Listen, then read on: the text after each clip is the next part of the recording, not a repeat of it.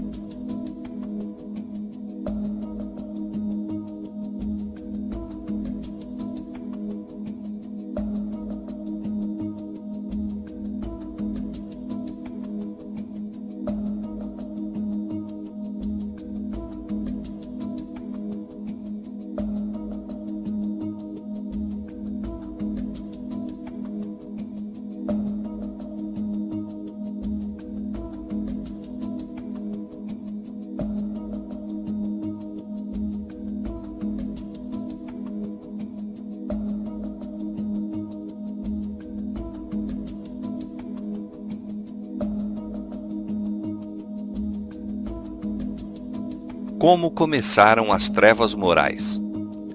O apóstolo Paulo, em sua segunda carta aos Tessalonicenses, predisse a grande apostasia que teria como resultado o estabelecimento do poder papal. Declarou que o dia de Cristo não viria sem que antes venha a apostasia e se manifeste o homem do pecado, o filho da perdição, o qual se opõe e se levanta contra tudo o que se chama Deus ou se adora, de sorte que se assentará como Deus no templo de Deus, querendo parecer Deus. E ainda mais, o apóstolo adverte os irmãos, já o mistério da injustiça opera. Mesmo naqueles primeiros tempos, viu ele, insinuando-se na igreja, erros que preparariam o caminho para o desenvolvimento do papado.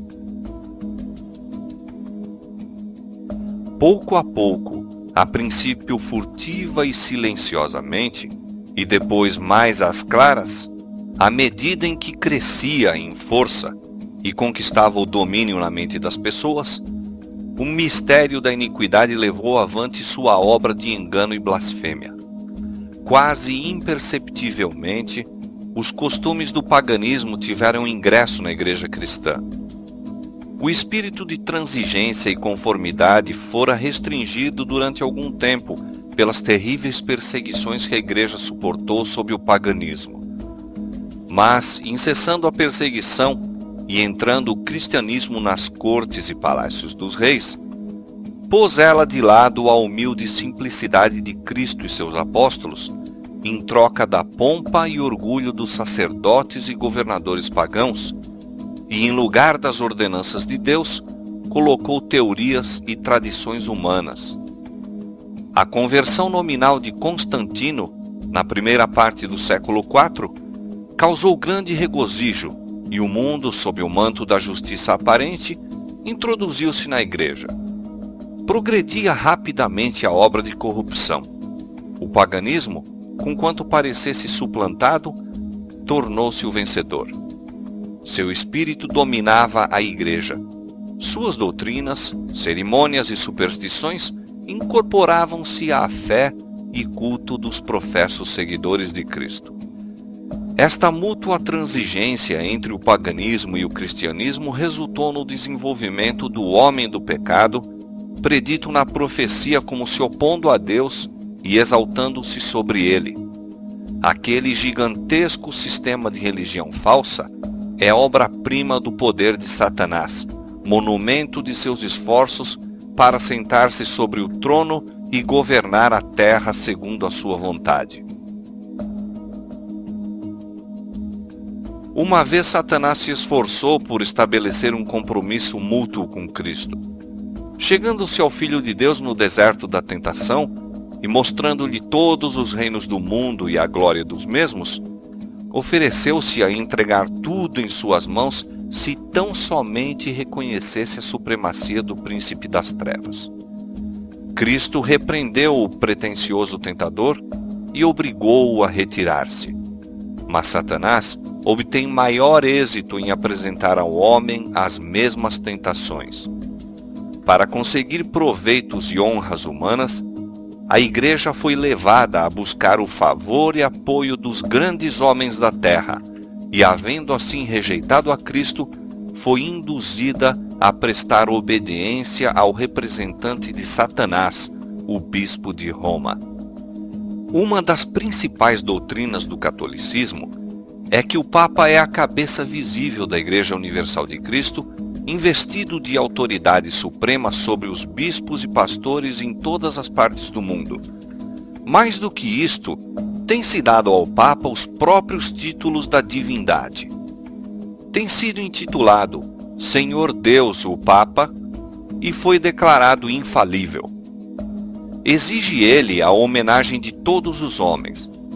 A mesma pretensão em que insistia Satanás no deserto da tentação, ele ainda a encarece mediante a Igreja de Roma, e enorme número de pessoas estão prontas para render-lhe homenagem. Mas os que temem e reverenciam a Deus enfrentam esta audaciosa presunção do mesmo modo por que Cristo enfrentou as solicitações do insidioso adversário. Adorarás ao Senhor teu Deus, e a Ele somente servirás. Deus jamais deu em sua palavra a mínima sugestão de que tivesse designado a algum homem para ser a cabeça da Igreja. A doutrina da supremacia papal opõe-se diretamente aos ensinos das Escrituras Sagradas. O Papa não pode ter poder algum sobre a Igreja de Cristo, senão por usurpação. Os romanistas têm persistido em acusar os protestantes de heresia e voluntária separação da verdadeira Igreja. Semelhantes acusações, porém, implicam-se antes a eles próprios. São eles os que depuseram a bandeira de Cristo e se afastaram da fé que uma vez foi dada aos santos. Satanás bem sabia que as Escrituras Sagradas habilitariam os homens a discernir seus enganos e resistir a seu poder. Foi pela palavra que mesmo o Salvador do mundo resistiu a seus ataques. Em cada assalto, Cristo apresentou o escudo da verdade eterna, dizendo: está escrito. A cada sugestão do adversário, opunha a sabedoria e poder da palavra. A fim de Satanás manter o seu domínio sobre os homens e estabelecer a autoridade humana, deveria conservá-los na ignorância das Escrituras. A Bíblia exaltaria a Deus e colocaria o homem finito em sua verdadeira posição. Portanto, suas sagradas verdades deveriam ser ocultadas e suprimidas. Esta lógica foi adotada pela Igreja de Roma. Durante séculos, a circulação da Escritura foi proibida. Ao povo era vedado lê-la ou tê-la em casa, e sacerdotes e prelados sem escrúpulos interpretavam-lhe os ensinos de modo a favorecerem suas pretensões. Assim, o chefe da igreja veio a ser quase universalmente reconhecido como o vigário de Deus na terra, dotado de autoridade sobre a igreja e o Estado. Suprimido o revelador erro, agiu Satanás à vontade. A profecia declarara que o papado havia de cuidar em mudar os tempos e a lei. Daniel 7:25. Para cumprir esta obra não foi vagaroso, a fim de proporcionar aos conversos do paganismo uma substituição à adoração de ídolos e promover assim sua aceitação nominal do cristianismo, foi gradualmente introduzida no culto cristão a adoração das imagens e relíquias. O decreto de um concílio geral estabeleceu, por fim, este sistema de idolatria. Para completar a obra sacrílega, Roma pretendeu eliminar da lei de Deus o segundo mandamento, que proíbe o culto das imagens, e dividir o 10º mandamento a fim de conservar o número deles. Os séculos que se seguiram testemunharam um aumento constante de erros nas doutrinas emanadas de Roma. Mesmo antes do estabelecimento do papado, os ensinos dos filósofos pagãos haviam recebido atenção e exercido influência na igreja. Muitos que se diziam conversos ainda se apegavam aos dogmas de sua filosofia pagã e não somente continuaram no estudo desta, mas encareciam-no a outros como o meio de estenderem sua influência entre os pagãos. Erros graves foram assim introduzidos na fé cristã. Destaca-se, entre outros, o da crença na imortalidade natural do homem e sua consciência na morte. Esta doutrina lançou o fundamento sobre o qual Roma estabeleceu a invocação dos santos e a adoração da Virgem Maria.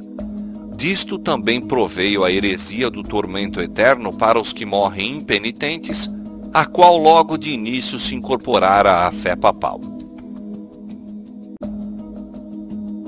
Meu confessor sabe que eu piso na bola. Entendeu? Então, não dá para fazer totus-tus com o Padre Paulo. Mas dá para fazer com Maria, porque nós sabemos que ela é totalmente humilde nas mãos de Deus.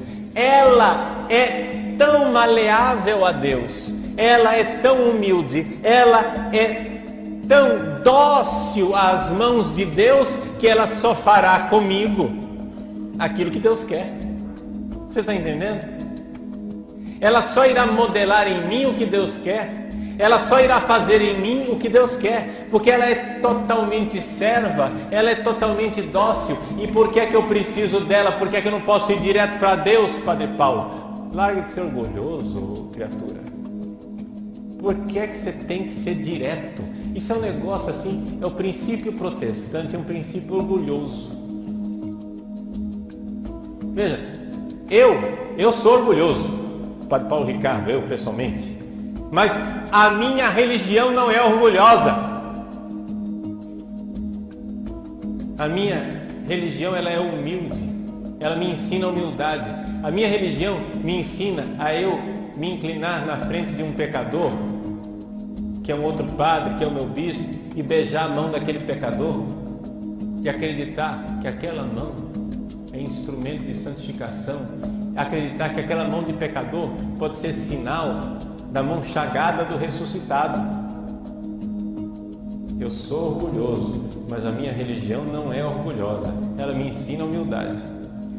Existe protestante humilde, mas não existe protestantismo humilde. O protestantismo é orgulhoso. O princípio protestante é orgulhoso, é soberbo. O princípio protestante é: eu não preciso de ninguém, eu vou para Deus direto. Isso é um orgulho, isso é uma soberba. E se Deus quer que você use os outros, as criaturas humanas frágeis, o que é que você faz, ô otário? Está entendendo?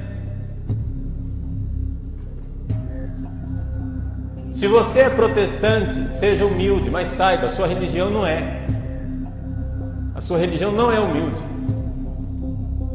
Porque você, não, eu vou direto para Deus. Eu não preciso de Maria, eu não preciso de padre, eu não preciso do Papa, eu não preciso da igreja, eu não preciso dos sacramentos, eu não preciso de ninguém. Puxa, super, uper, trans, ultra, mega power, né? Tu é o cara, meu! Tu é Deus! Entendeu? Tu é tudo. Não preciso de ninguém. Não, Padre Paulo, mas o senhor tem que entender que Jesus é o único mediador. Está escrito na Bíblia, Jesus é o único mediador, Jesus é o único mediador, Jesus é o único mediador. E eles repetem, e eles babam, e eles bufam.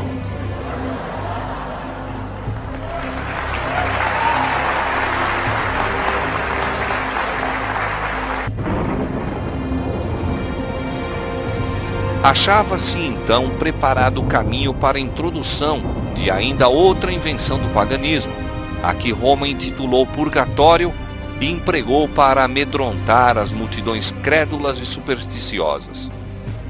Com esta heresia, afirma-se a existência de um lugar de tormento, no qual as almas dos que não merecem condenação eterna devem sofrer castigo por seus pecados, e do qual, quando libertas da impureza, são admitidas no céu. Ainda uma outra invencionice era necessária para habilitar Roma a aproveitar-se dos temores e vícios de seus adeptos. Esta foi suprida pela doutrina das indulgências. Completa remissão dos pecados, passados, presentes e futuros, e livramento de todas as dores e penas em que os pecados importam, eram prometidos a todos os que se alistassem nas guerras do pontífice para estender seu domínio temporal, castigar seus inimigos e exterminar os que ousassem negar-lhe a supremacia espiritual. Ensinava-se também ao povo que, pelo pagamento de dinheiro à igreja, poderia livrar-se do pecado e igualmente libertar as almas de seus amigos falecidos que tivessem condenados às chamas atormentadoras. Por esses meios, Roma abarrotou os cofres e sustentou a magnificência, o luxo e os vícios dos pretensos representantes daquele que não tinha onde reclinar a cabeça. Este espírito de concessão ao paganismo abriu caminho para desrespeito ainda maior da autoridade do céu. Satanás, operando por meio de não consagrados dirigentes da igreja, intrometeu-se também com o quarto mandamento e tentou pôr de lado o antigo sábado, o dia que Deus tinha abençoado e santificado, e exaltando em seu lugar a festa observada pelos pagãos como o venerável dia do sol. Esta mudança não foi, a princípio, tentada abertamente. Nos primeiros séculos, o verdadeiro sábado foi guardado por todos os cristãos. Eram estes ciosos da honra de Deus e, crendo que sua lei é imutável, zelosamente preservavam a santidade de seus preceitos. Mas com grande argúcia, Satanás operava mediante seus agentes para efetuar seu objetivo. Para que a atenção do povo pudesse ser chamada para o domingo, foi feito deste uma festividade em honra da ressurreição de Cristo. Atos religiosos eram nele realizados.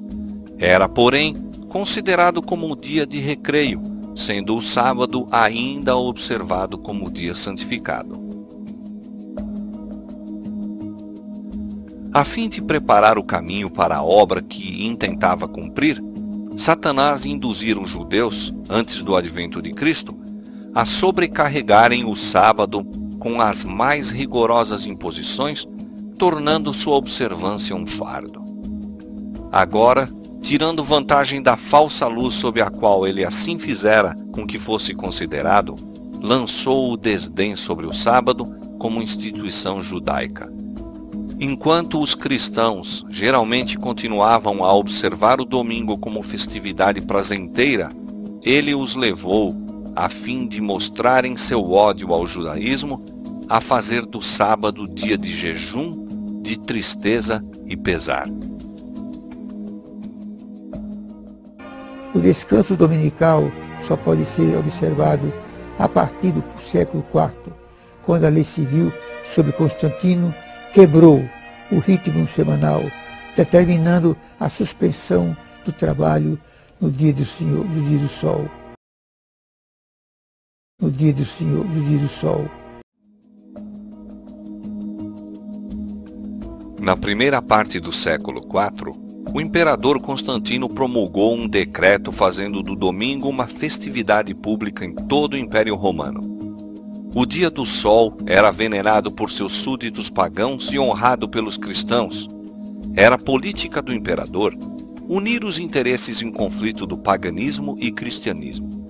Com ele se empenharam para fazer isto os bispos da igreja, os quais, inspirados pela ambição e sede do poder, perceberam que, se o mesmo dia fosse observado tanto por cristãos como pagãos, promoveria a aceitação nominal do cristianismo pelos pagãos e assim adiantaria o poderio e glória da igreja. Mas, conquanto muitos cristãos tementes a Deus fossem gradualmente levados a considerar o domingo como possuindo certo grau de santidade, ainda mantinham o verdadeiro sábado como o dia santo do Senhor e observavam-no em obediência ao quarto mandamento.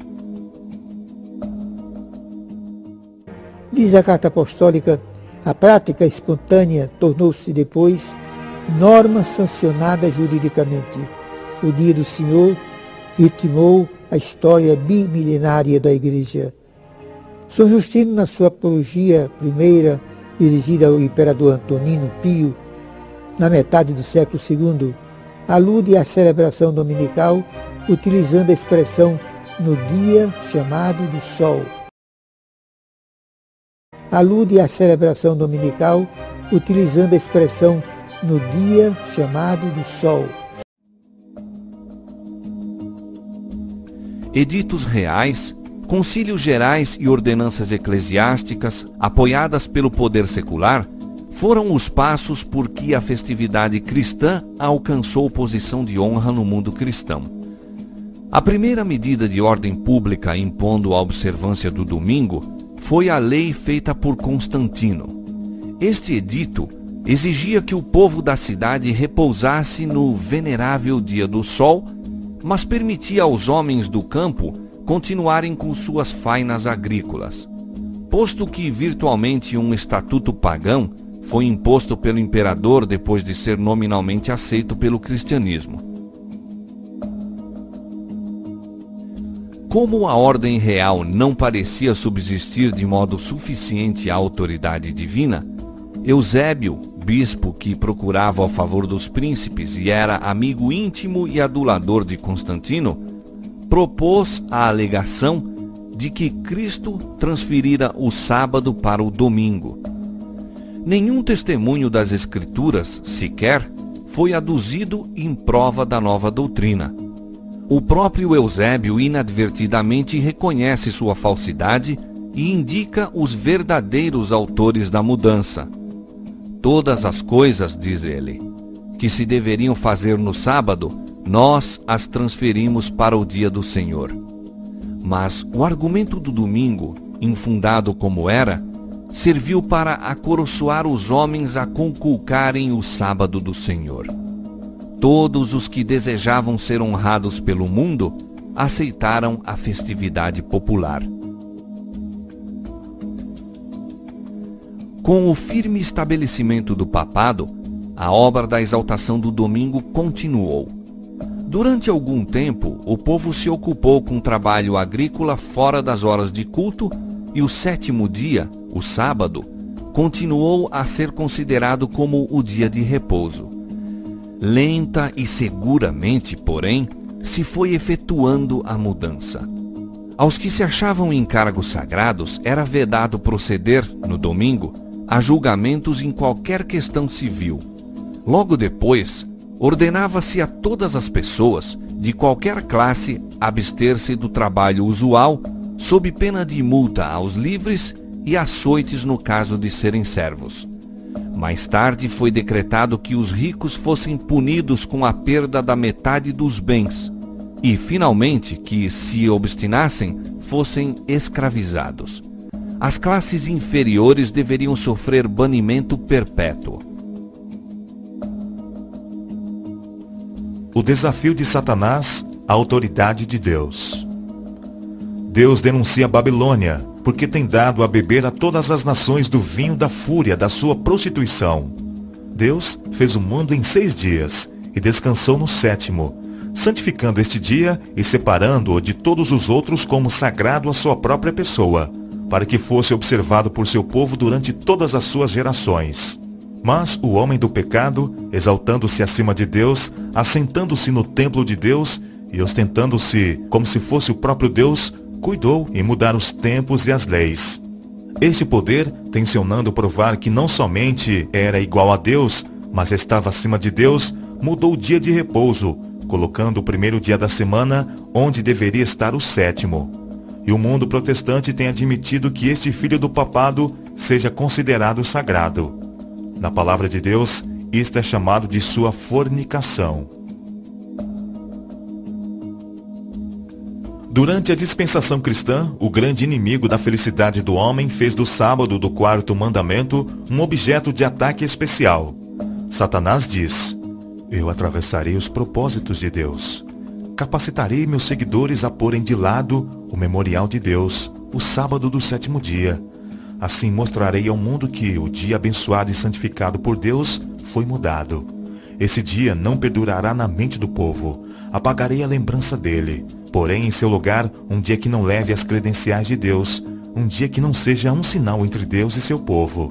Levarei os que aceitarem esse dia a porem sobre ele a santidade que Deus pôs sobre o sétimo dia.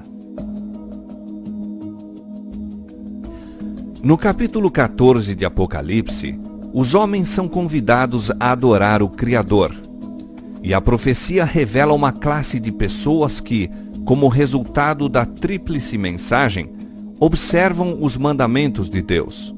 Um desses mandamentos aponta diretamente para Deus como sendo o Criador. O quarto preceito declara: o sétimo dia é o sábado do Senhor teu Deus, porque em 6 dias fez o Senhor os céus e a terra, o mar e tudo o que neles há, e ao sétimo dia descansou. Portanto, abençoou o Senhor o dia do sábado e o santificou.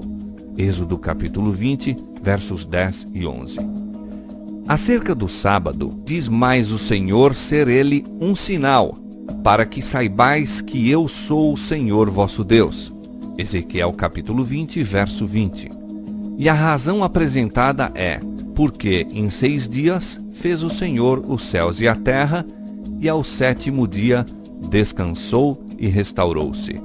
Êxodo capítulo 31, verso 17.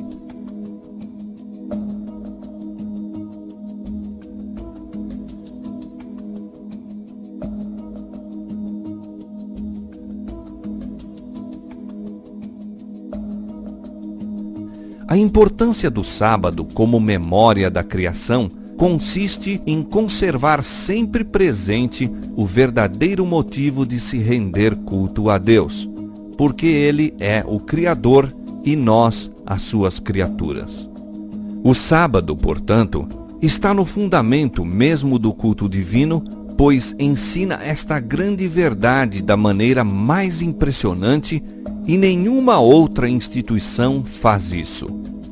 O verdadeiro fundamento para o culto divino, não meramente o daquele que se realiza no sétimo dia, mas de todo o culto, encontra-se na distinção entre o Criador e suas criaturas. Este fato capital jamais poderá tornar-se obsoleto e jamais deverá ser esquecido. Foi para conservar esta verdade sempre perante o espírito dos homens que Deus instituiu o sábado no Éden.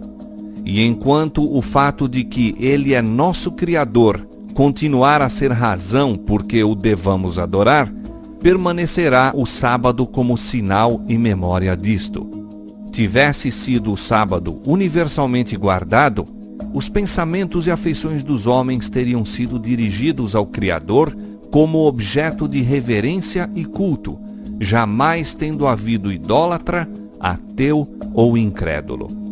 A guarda do sábado é um sinal de lealdade para com o verdadeiro Deus, aquele que fez o céu e a terra e o mar e as fontes das águas. Segue-se que a mensagem que ordena aos homens adorar a Deus e guardar seus mandamentos apelará especialmente para que observemos o quarto mandamento. Em contraste com os que guardam os mandamentos de Deus e têm a fé de Jesus, o terceiro anjo indica outra classe, contra a cujos erros profere solene e terrível advertência. Se alguém adorar a besta e a sua imagem, e receber o sinal na sua testa ou na sua mão, também o tal beberá do vinho da ira de Deus. Apocalipse 14, versos 9 e 10. Para a compreensão desta mensagem, é necessária uma interpretação correta dos símbolos empregados. Que se representa pela besta, pela imagem e pelo sinal? A cadeia de profecias na qual se encontram estes símbolos começa no capítulo 12 de Apocalipse, com o dragão que procurava destruir Cristo em seu nascimento. Declara-se que o dragão é Satanás. Apocalipse 12, verso 9. Foi ele que atuou sobre Herodes, a fim de matar o Salvador. Mas o principal agente de Satanás, ao fazer guerra contra Cristo e seu povo, durante os primeiros séculos da era cristã, foi o Império Romano, no qual o paganismo era a religião dominante. Assim, conquanto o dragão represente primeiramente Satanás, é em sentido secundário símbolo de Roma pagã. No capítulo 13, nos versos 1 a 10, descreve-se a besta semelhante ao leopardo, a qual o dragão deu o seu poder, o seu trono e grande poderio. Este símbolo, como a maioria dos protestantes tem crido, representa o papado, que se sucedeu no poder, trono e poderio, uma vez mantidos pelo antigo Império Romano. Declara-se quanto à besta semelhante ao leopardo. Foi-lhe dada uma boca para proferir grandes coisas e blasfêmias, e abriu a sua boca em blasfêmias contra Deus, para blasfemar do seu nome e do seu tabernáculo e dos que habitam no céu. E foi-lhe permitido fazer guerra aos santos e vencê-los. E deu-se-lhe poder sobre toda a tribo e língua e nação. Esta profecia, que é quase idêntica à descrição da ponta pequena de Daniel capítulo 7, refere-se inquestionavelmente ao papado.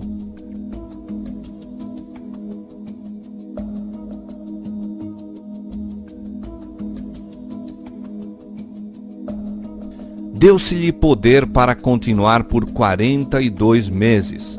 E diz o profeta: vi uma de suas cabeças como ferida de morte. E mais: se alguém leva em cativeiro irá. Se alguém matar a espada, necessário é que a espada seja morto.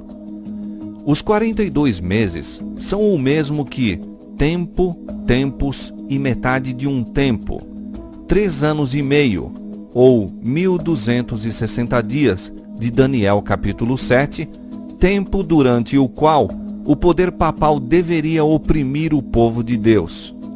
Este período, conforme se declara nos capítulos precedentes, começou com a supremacia do papado, no ano 538 de nossa era, e terminou em 1798. Nessa ocasião, o Papa foi aprisionado pelo exército francês e o poder papal recebeu a chaga mortal, cumprindo-se a predição: se alguém leva em cativeiro irá.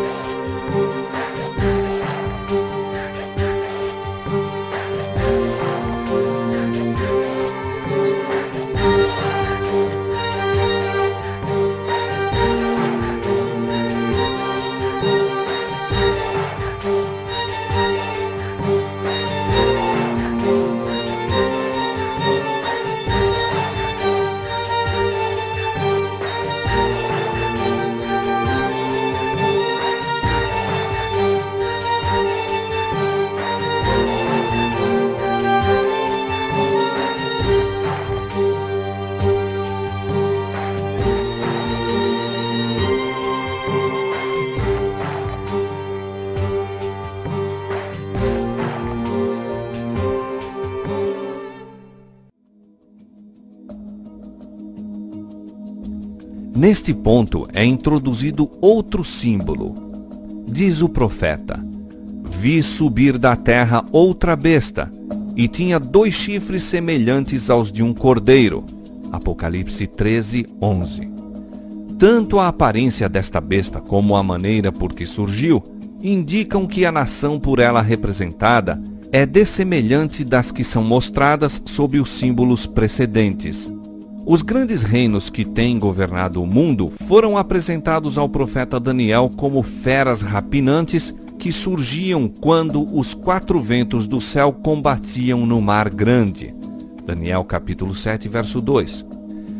Em Apocalipse capítulo 17, no verso 15, um anjo explicou que águas representam povos e multidões e nações e línguas.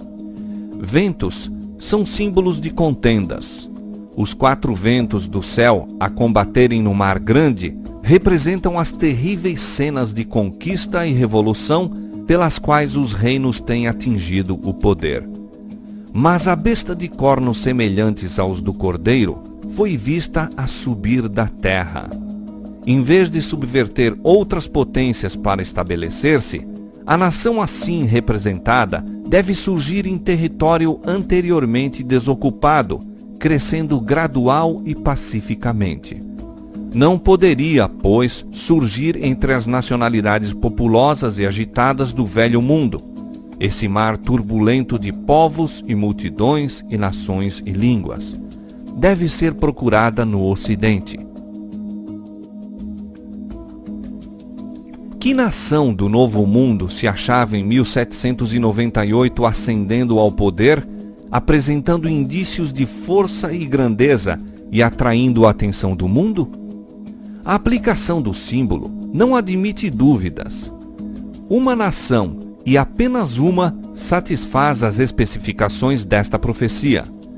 Esta aponta insofismavelmente para os Estados Unidos da América do Norte.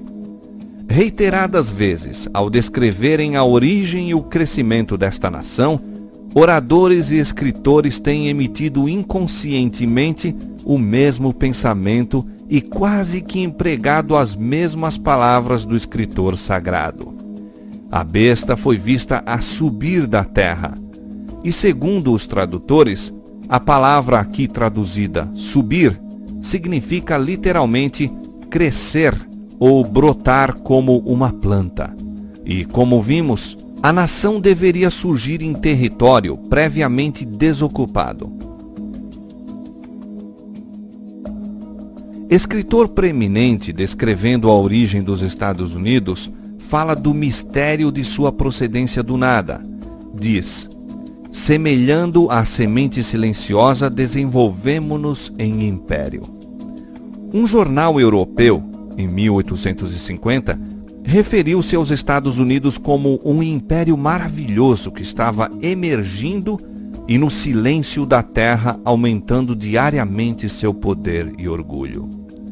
Eduardo Everett, em discurso sobre os peregrinos fundadores desta nação, disse: procuraram um local afastado, inofensivo por sua obscuridade e seguro pela distância, onde a pequenina igreja de Leiden pudesse gozar de liberdade de consciência? Eis as imensas regiões sobre as quais, em conquista pacífica, implantaram os estandartes da cruz. E tinha 2 chifres semelhantes aos de um cordeiro. Os cornos semelhantes aos do cordeiro indicam juventude, inocência e brandura, o que apropriadamente representa o caráter dos Estados Unidos quando apresentados ao profeta como estando a subir, em 1798. Entre os exilados cristãos que primeiro fugiram para a América e buscaram asilo contra a opressão real e a intolerância dos sacerdotes, muitos havia que se decidiram a estabelecer um governo sobre o amplo fundamento da liberdade civil e religiosa.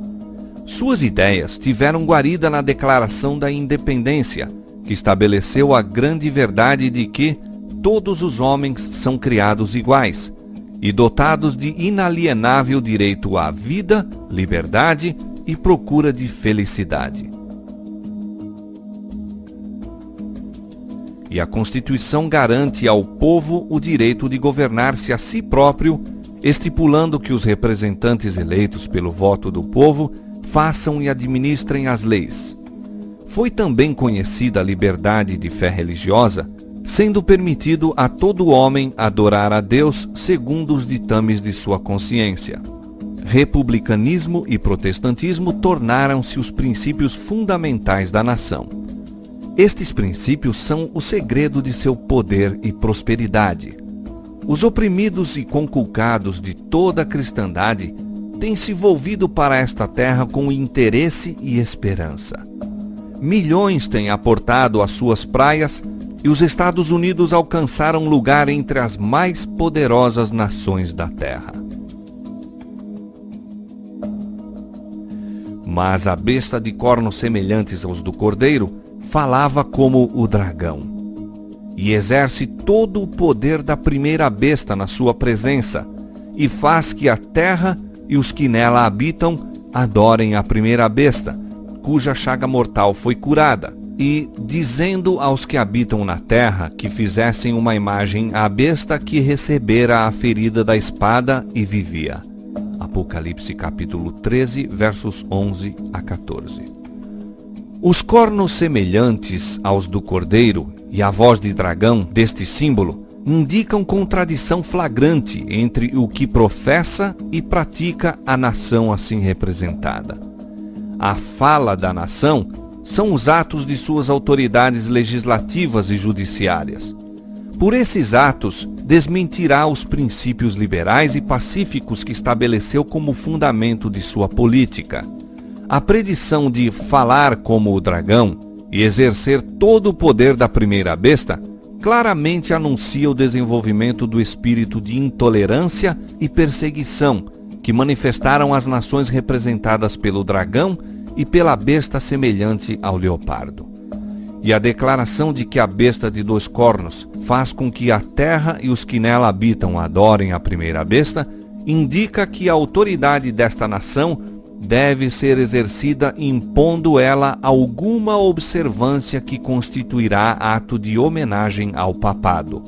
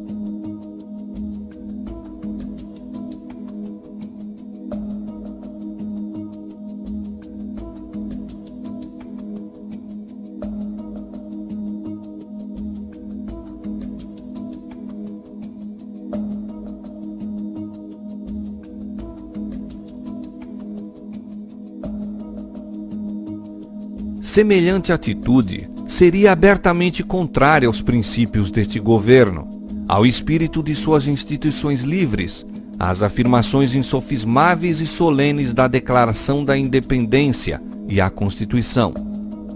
Os fundadores da nação procuraram sabiamente prevenir o emprego do poder secular por parte da Igreja, com seu inevitável resultado, intolerância e perseguição. A Magna Carta estipula que o Congresso não fará lei quanto a oficializar alguma religião ou proibir o seu livre exercício, e que nenhuma prova de natureza religiosa será jamais exigida como requisito para qualquer cargo de confiança pública nos Estados Unidos. Somente em flagrante violação destas garantias à liberdade da nação poderá qualquer observância religiosa ser imposta pela autoridade civil, mas a incoerência de tal procedimento não é maior do que o que se encontra representado no símbolo. É a besta de cornos semelhantes aos do cordeiro, professando-se pura, suave e inofensiva, que fala como dragão, dizendo aos que habitam na terra que fizessem uma imagem à besta. Aqui se representa claramente a forma de governo em que o poder legislativo emana do povo, uma prova das mais convincentes de que os Estados Unidos são a nação indicada na profecia. Nós temos que compreender isso, que não se compreendia uma separação de igreja e Estado. A gente fica cobrando essas coisas, mas isso é um anacronismo. Nós temos que entender que a separação de igreja e Estado ela só surgiu na história do planeta com a independência dos Estados Unidos. Nem a Revolução Francesa quis uma separação de igreja e Estado. A Revolução Francesa, ela, ao contrário, ela fez o seu clero jacobino. Havia um clero, revolucionário, mas não havia separação de igreja e Estado. Separação de igreja e Estado é uma invenção dos Estados Unidos, foi uma novidade. E esta novidade, vamos considerar, é bastante recente. Mas o que é a imagem da besta? E como será ela formada?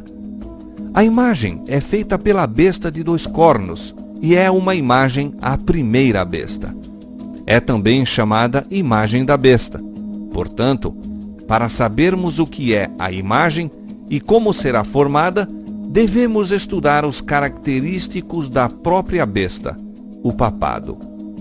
Quando se corrompeu a primitiva igreja, afastando-se da simplicidade do evangelho e aceitando ritos e costumes pagãos, perdeu o espírito e o poder de Deus, e para que pudesse governar a consciência do povo, procurou o apoio do poder secular. Disso resultou o papado, uma igreja que dirigia o poder do Estado e o empregava para favorecer aos seus próprios fins, especialmente na punição da heresia. A fim de formarem os Estados Unidos uma imagem da besta, o poder religioso deve, a tal ponto, dirigir o governo civil para que a autoridade do Estado também seja empregada pela Igreja para realizar os seus próprios fins. Quando quer que a Igreja tenha obtido o poder secular, empregou ela para punir a discordância às suas doutrinas. As igrejas protestantes que seguiram os passos de Roma, formando aliança com os poderes do mundo, têm manifestado desejo semelhante de restringir a liberdade de consciência. Dá-se um exemplo disto na prolongada perseguição aos dissidentes feita pela Igreja Anglicana. Durante os séculos XVI e XVII, milhares de ministros não conformistas foram obrigados a deixar as igrejas e muitos, tanto pastores como o povo em geral, foram submetidos a multa, prisão, tortura e martírio. Foi a apostasia que levou a igreja primitiva a procurar o auxílio do governo civil, e isto preparou o caminho para o desenvolvimento do papado, a besta. Disse Paulo que havia de vir a apostasia e manifestar-se o homem do pecado. 2 Tessalonicenses capítulo 2, verso 3. Assim, a apostasia na igreja preparará o caminho para a imagem à besta. Quando as principais igrejas dos Estados Unidos, ligando-se em pontos de doutrinas que lhes são comuns, influenciarem o Estado para que imponha seus decretos e lhes apoie as instituições, a América protestante terá então formado uma imagem da hierarquia romana, e a inflição de penas civis aos dissidentes será o resultado inevitável. A besta de 2 chifres faz que a todos, pequenos e grandes, ricos e pobres, livres e servos, lhe seja posto um sinal na sua mão direita ou nas suas testas, para que ninguém possa comprar ou vender, senão aquele que tiver o sinal, ou o nome da besta, ou o número do seu nome. Apocalipse capítulo 13, versos 16 e 17. A advertência do terceiro anjo é: se alguém adorar a besta e a sua imagem, e receber o sinal na sua testa ou na sua mão, também o tal beberá do vinho da ira de Deus. A besta, mencionada nesta mensagem, cuja adoração é imposta pela besta de 2 cornos, é a primeira, ou a besta semelhante ao leopardo do capítulo 13 do Apocalipse, o papado. A imagem da besta representa a forma de protestantismo apóstata que se desenvolverá quando as igrejas protestantes buscarem o auxílio do poder civil para a imposição de seus dogmas. Resta definir ainda o sinal da besta. Depois da advertência contra o culto à besta e sua imagem, declara a profecia: aqui estão os que guardam os mandamentos de Deus e a fé de Jesus. Visto os que guardam os mandamentos de Deus serem assim colocados em contraste com os que adoram a besta e sua imagem e recebem o seu sinal, é claro que a guarda da lei de Deus, por um lado, e sua violação, por outro, deverão assinalar a distinção entre os adoradores de Deus e os da besta. O característico especial da besta, e portanto de sua imagem, é a violação dos mandamentos de Deus. Diz Daniel a respeito da ponta pequena, o papado: cuidará em mudar os tempos e a lei. Daniel 7:25. E Paulo intitulou o mesmo poder, o homem do pecado, que deveria exaltar-se acima de Deus. Uma profecia é o complemento da outra. Unicamente mudando a lei de Deus, poderia o papado exaltar-se acima de Deus.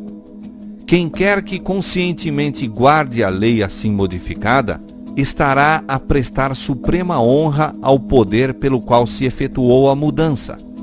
Tal ato de obediência às leis papais seria um sinal de vassalagem ao Papa em lugar de Deus. O papado tentou mudar a lei de Deus. O segundo mandamento, que proíbe o culto às imagens, foi omitido da lei, e o quarto mandamento foi mudado de modo a autorizar a observância do primeiro dia em vez do sétimo, como sábado. Mas os romanistas aduzem como razão para omitir o segundo mandamento ser ele desnecessário, achando-se incluído no primeiro, e que estão a dar a lei exatamente como era o desígnio de Deus, fosse ela compreendida. Essa não pode ser a mudança predita pelo profeta. É apresentada uma mudança intencional com deliberação. Cuidará em mudar os tempos e a lei. A mudança no quarto mandamento cumpre exatamente a profecia. Para isto, a única autoridade alegada é a da Igreja. Aqui o poder papal se coloca abertamente acima de Deus.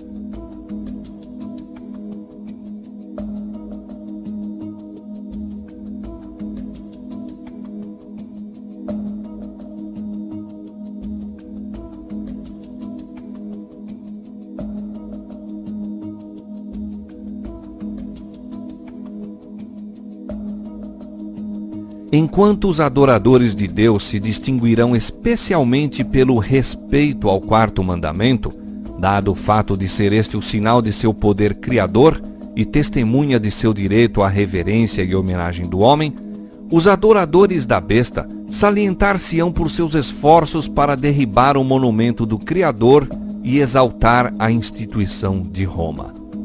Foi por sua atitude a favor do domingo que o papado começou a ostentar arrogantes pretensões. Seu primeiro recurso ao poder do Estado foi para impor a observância do domingo como o dia do Senhor. A Escritura Sagrada, porém, indica o 7º dia e não o primeiro como o dia do Senhor. Disse Cristo: o Filho do Homem é Senhor até do sábado. O 4º mandamento declara: o 7º dia é o sábado do Senhor.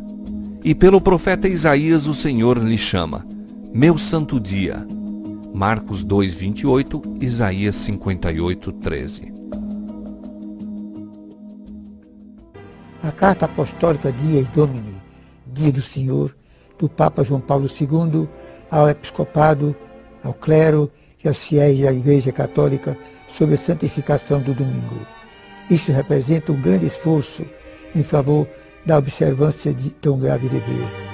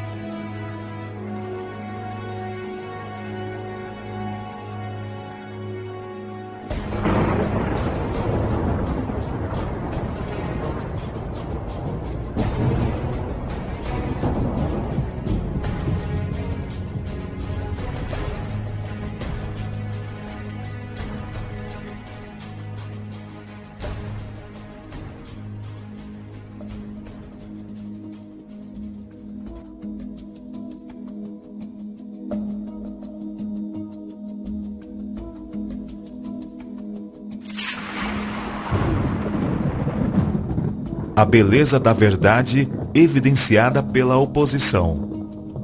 O zelo dos que obedecem ao Senhor aumentará à medida que o mundo e a igreja se unirem para invalidar a lei. Toda objeção levantada contra os mandamentos de Deus abrirá o caminho para o avanço da verdade e habilitará os seus defensores a apresentarem seu valor perante os homens. Há uma beleza e poder na verdade que nada poderá tornar tão evidente como a oposição e a perseguição. Este tempo em que se faz tanto esforço para impor a observância do domingo é a verdadeira oportunidade para apresentar ao mundo o autêntico sábado em contraste com o falso. O Senhor, em sua providência, está muito à frente de nós. Ele tem permitido que essa questão do domingo seja realçada para que o sábado do quarto mandamento possa ser apresentado perante as assembleias legislativas. Assim, os dirigentes da nação poderão ter a atenção despertada para o testemunho da palavra de Deus a favor do verdadeiro sábado. A alegação tantas vezes feita de que Cristo mudou o sábado é refutada por suas próprias palavras. Em seu sermão no monte, disse ele: "Não cuideis que vim destruir a lei ou os profetas. Não vim abrogar, mas cumprir, porque em verdade vos digo que até que o céu e a terra se passem, nem um jota ou um tio se omitirá da lei, sem que tudo seja cumprido. Qualquer, pois, que violar um destes mais pequenos mandamentos, e assim ensinar aos homens, será chamado o menor no reino dos céus. Aquele, porém, que os cumprir e ensinar, será chamado grande no reino dos céus." Mateus capítulo 5, versos 17 a 19. Os católicos romanos reconhecem que a mudança do sábado foi feita pela sua igreja e declaram que os protestantes, observando o domingo, estão reconhecendo o poder desta.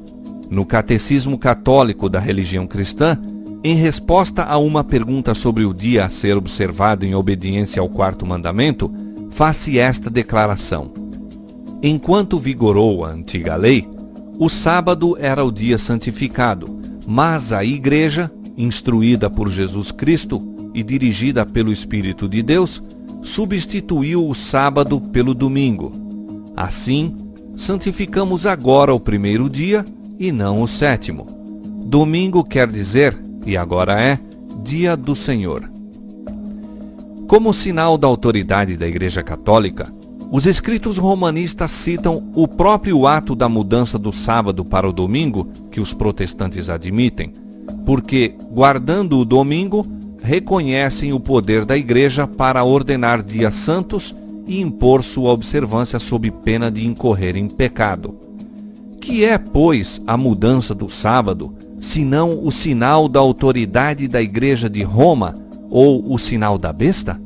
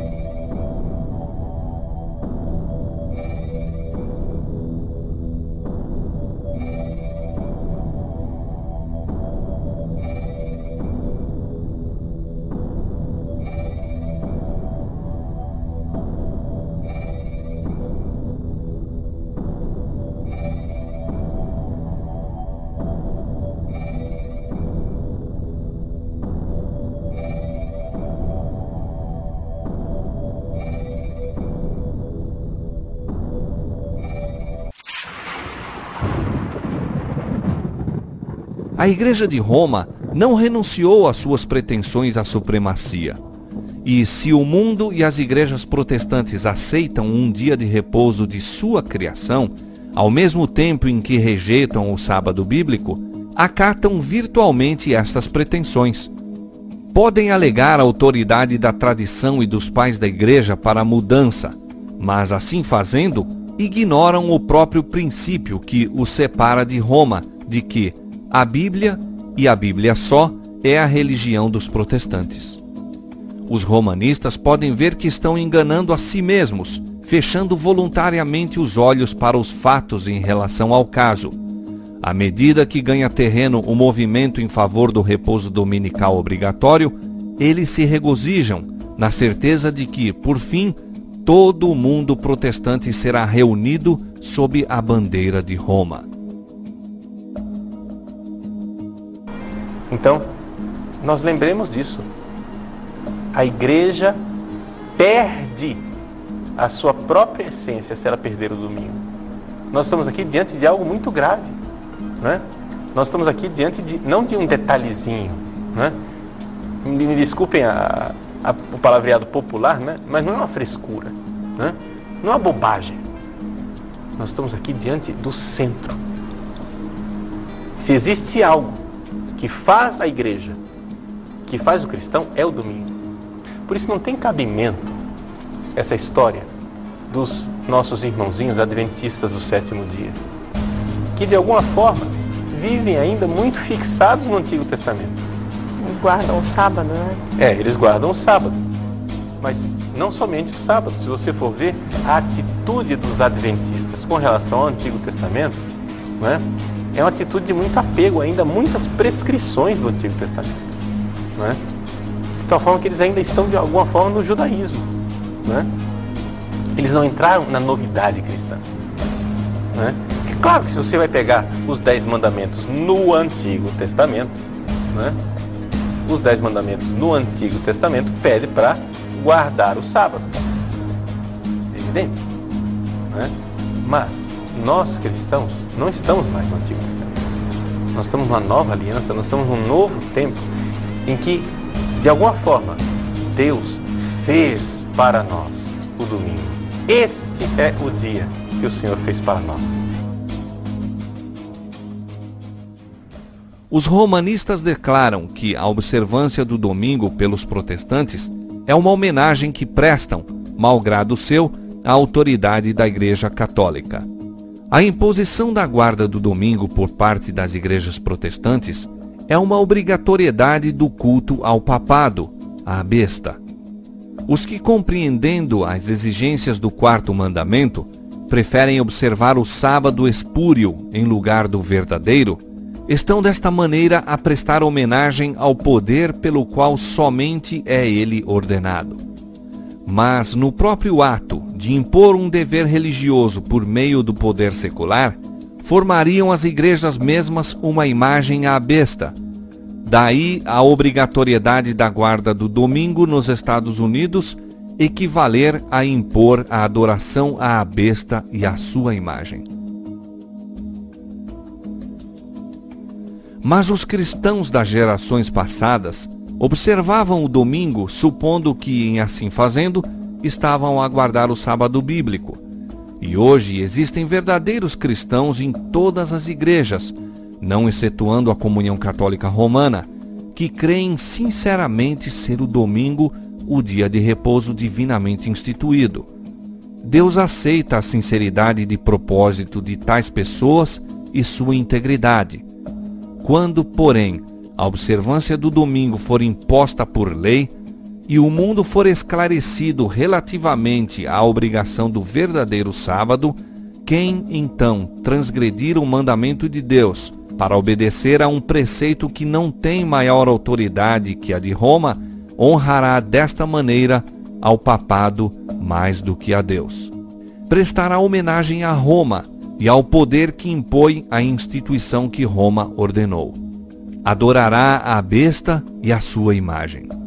Ao rejeitarem os homens a instituição que Deus declarou ser o sinal de sua autoridade e honrarem em seu lugar a que Roma escolheu como sinal de sua supremacia, aceitarão, de fato, o sinal de fidelidade para com Roma, o sinal da besta. E somente depois que esta situação esteja assim plenamente exposta perante o povo, e este seja levado a optar entre os mandamentos de Deus e os dos homens, é que então aqueles que continuam a transgredir hão de receber o sinal da besta. O sábado, o grande ponto em litígio.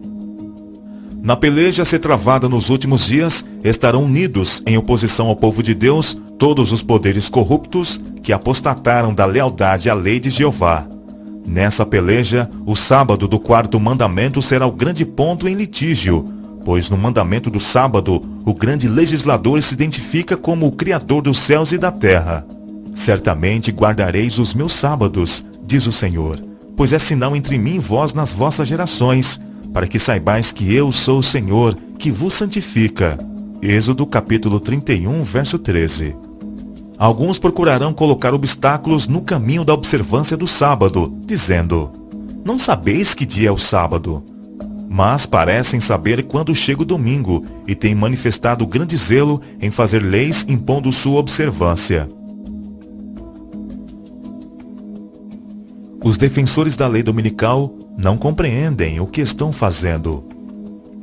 O movimento dominical está agora abrindo caminho nas trevas. Os líderes encobrem a verdadeira questão, e muitos que se unem ao movimento não percebem para onde propende a tendência oculta. Eles estão agindo como cegos. Não veem que se um governo protestante abandona os princípios que deles fizeram uma nação livre e independente, e pela legislação introduz na Constituição princípios que propaguem a falsidade e a ilusão papal, eles estão se lançando nos horrores romanos da Idade Média.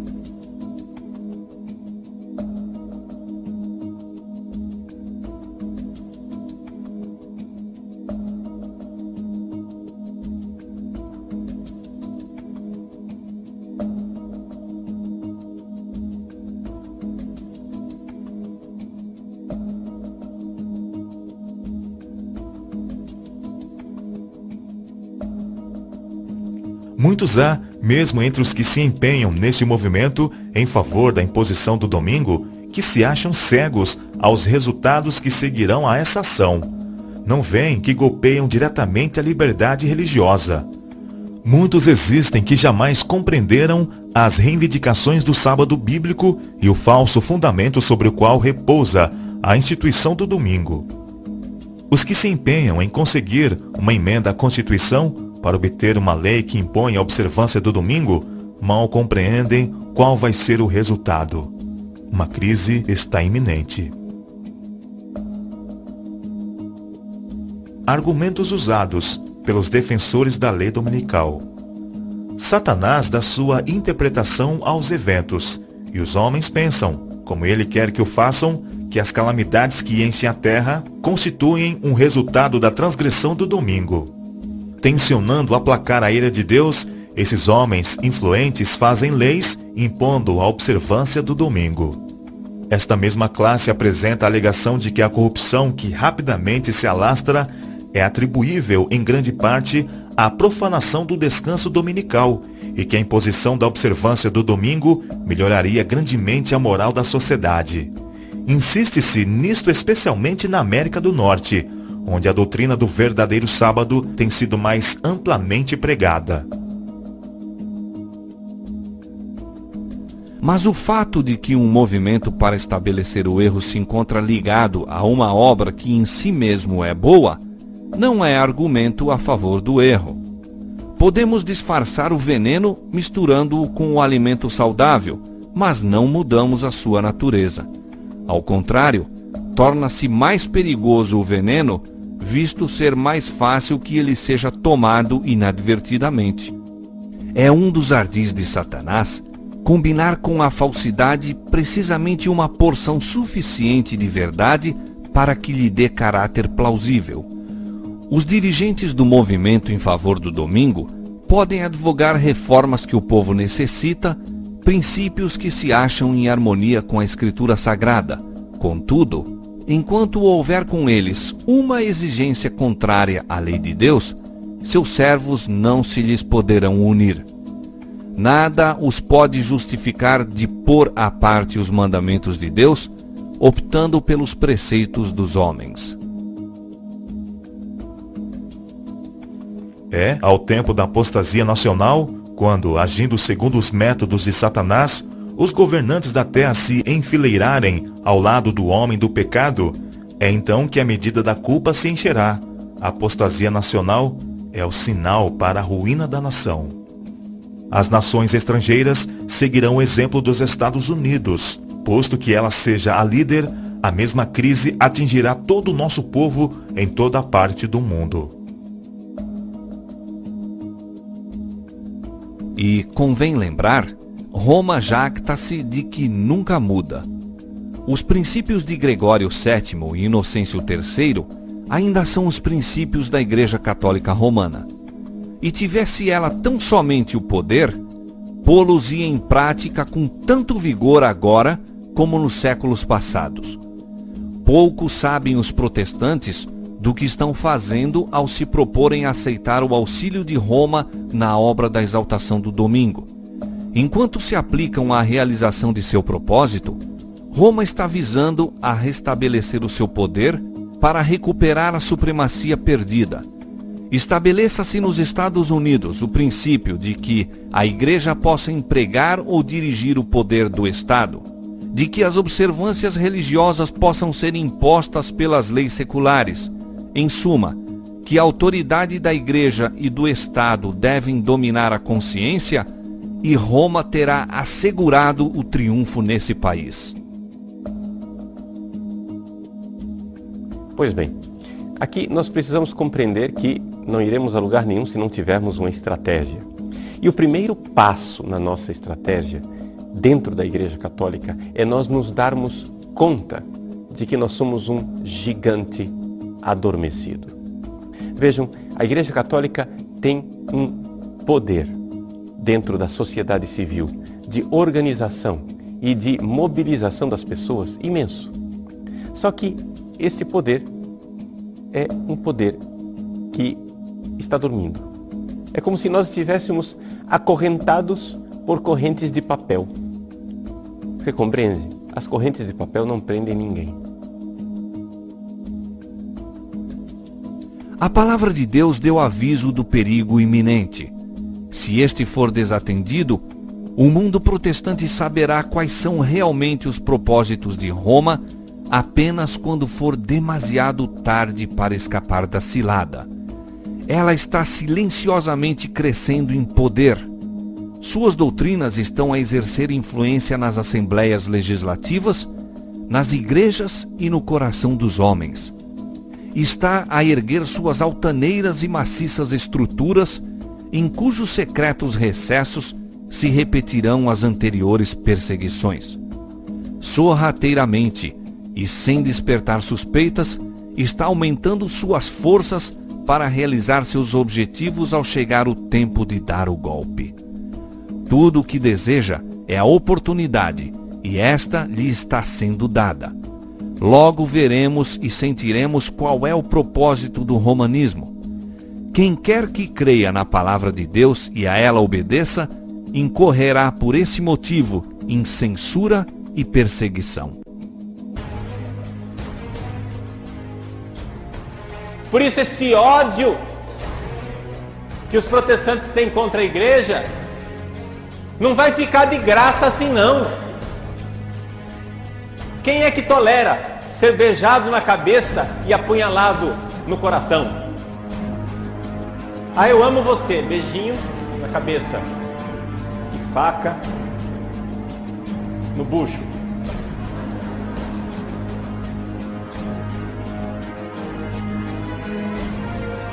Não ficar parado, sem fazer nada. Os que estão agora guardando os mandamentos de Deus precisam pôr-se em atividade para obter a ajuda especial que só Deus pode dar-lhes. O povo de Deus que guarda os mandamentos não deve permanecer calado nesse tempo, como se aceitássemos a situação de bom grado. Não estamos cumprindo a vontade de Deus se nos deixarmos ficar em quietude, nada fazendo para preservar a liberdade de consciência. Fervente e eficaz oração deve ascender ao céu para que essa calamidade seja deferida, até que possamos realizar a obra por tanto tempo negligenciada. Haja as mais fervorosas orações, e então trabalhemos em harmonia com as nossas orações. Há muitos que estão despreocupados e se acham, por assim dizer, adormecidos. Eles dizem: se a profecia predisse a imposição da observância do domingo, a lei certamente será promulgada. E tendo chegado a essa conclusão, assentam-se em calma expectativa do evento, confortando-se com o pensamento de que Deus protegerá seu povo no tempo de angústia. Mas o Senhor não nos livrará se não fizermos algum esforço para realizar a obra que Ele nos confiou. Como fiéis atalaias, deveis dar o aviso ao ver que vem a espada, para que os homens e mulheres, pela ignorância, não sigam o rumo que evitariam se conhecessem a verdade. A mais terrível ameaça que já foi dirigida aos mortais acha-se contida na mensagem do terceiro anjo. Deverá ser um terrível pecado que acarretará a ira de Deus sem mistura de misericórdia. Os homens não devem ser deixados em trevas quanto a este importante assunto. A advertência contra tal pecado deve ser dada ao mundo antes da visitação dos juízos de Deus, a fim de que todos possam saber por que esses juízos são infligidos e tenham oportunidade de escapar. A profecia declara que o primeiro anjo faria o anúncio a toda nação e tribo e língua e povo. A advertência do terceiro anjo, que faz parte da mesma tríplice mensagem, deve ser não menos difundida. É apresentada na profecia como sendo proclamada com grande voz por um anjo voando pelo meio do céu e se imporá à atenção do mundo. Os Estados Unidos aprovarão uma lei dominical. Quando nossa nação abjurar os princípios de seu governo, de tal forma que vote uma lei dominical, nesse próprio ato, o protestantismo dará a mão ao papado. Os protestantes lançarão toda a sua influência e poder ao lado do papado. Por um ato nacional impondo o falso sábado, eles darão vida e vigor à corrompida fé de Roma, avivando sua tirania e opressão da consciência. Mais cedo ou mais tarde serão aprovadas leis dominicais. A profecia do capítulo 13 do Apocalipse declara que o poder representado pela besta de cornos semelhantes aos do cordeiro fará com que a terra e os que nela habitam adorem o papado, ali simbolizado pela besta semelhante ao leopardo. Esta profecia se cumprirá quando aquela nação impuser a observância do domingo, que Roma alega ser um reconhecimento especial de sua supremacia. A corrupção política está destruindo o amor à justiça e a consideração para com a verdade. E mesmo na livre América do Norte, governante e legisladores, a fim de conseguir o favor do público, cederão ao pedido popular de uma lei que imponha a observância do domingo. No desfecho desta controvérsia, toda a cristandade estará dividida em duas grandes classes: os que guardam os mandamentos de Deus e a fé de Jesus, e os que adoram a besta e sua imagem e recebem o seu sinal. Se bem que a Igreja e o Estado reúnam o seu poder a fim de obrigar a todos, pequenos e grandes, ricos e pobres, livres e servos, a receberem o sinal da besta, o povo de Deus, no entanto, não o receberá. O profeta de Patmos contempla os que saíram vitoriosos da besta e da sua imagem, e do seu sinal e do número do seu nome, que estavam junto ao mar de vidro e tinham as harpas de Deus. E cantavam o cântico de Moisés e o cântico do Cordeiro. Apocalipse capítulo 15, versos 2 e 3.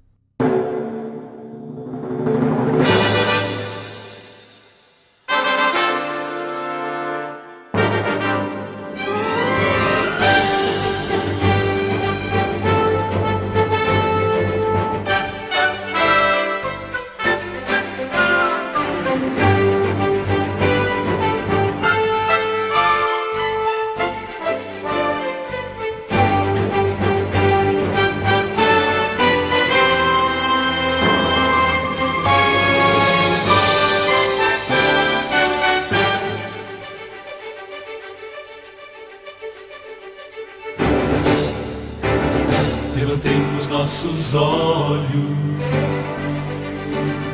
redenção se aproxima,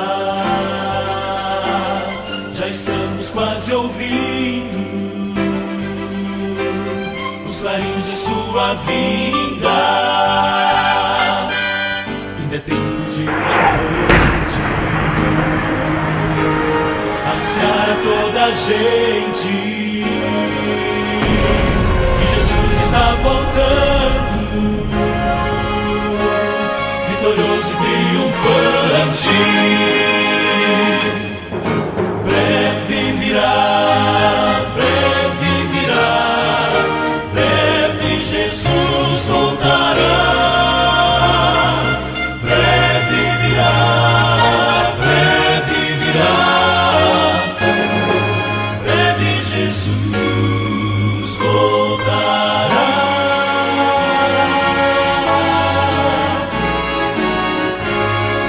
Breve Jesus voltará.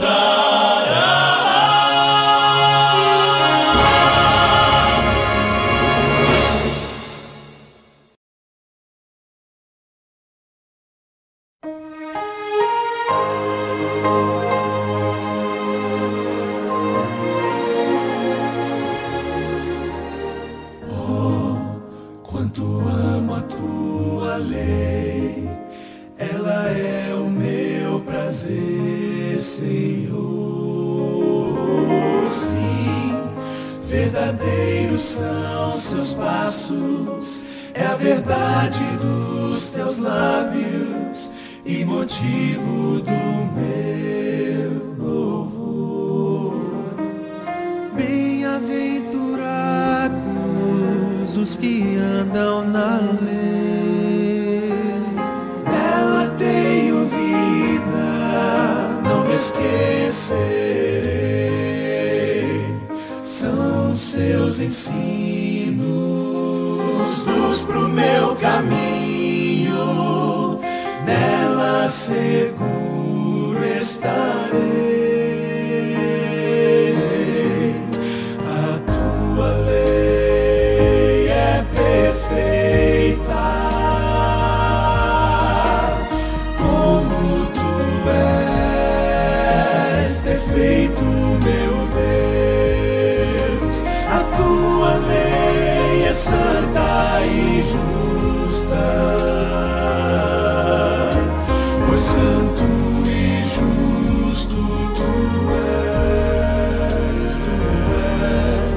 É a mais bela expressão do teu coração, é teu próprio caráter, Senhor, Senhor. Reflete a grandeza e a tua beleza, revela por mim teu amor.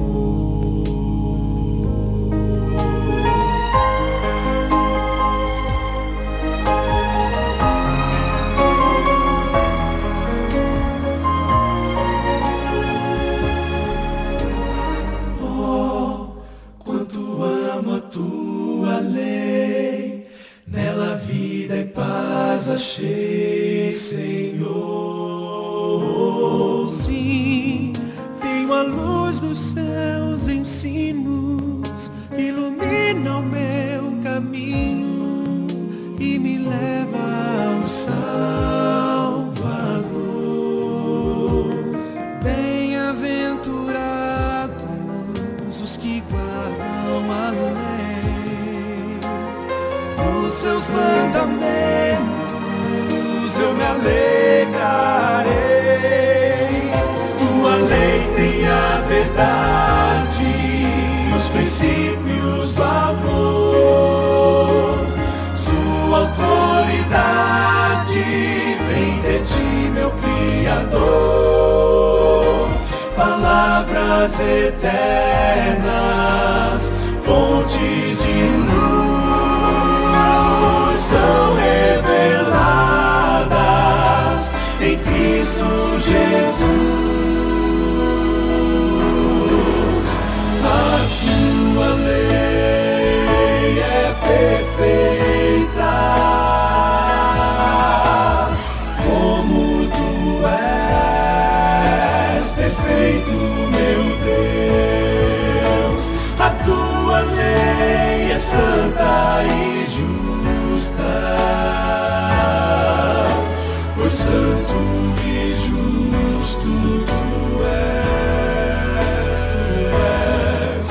a mais bela expressão do teu coração.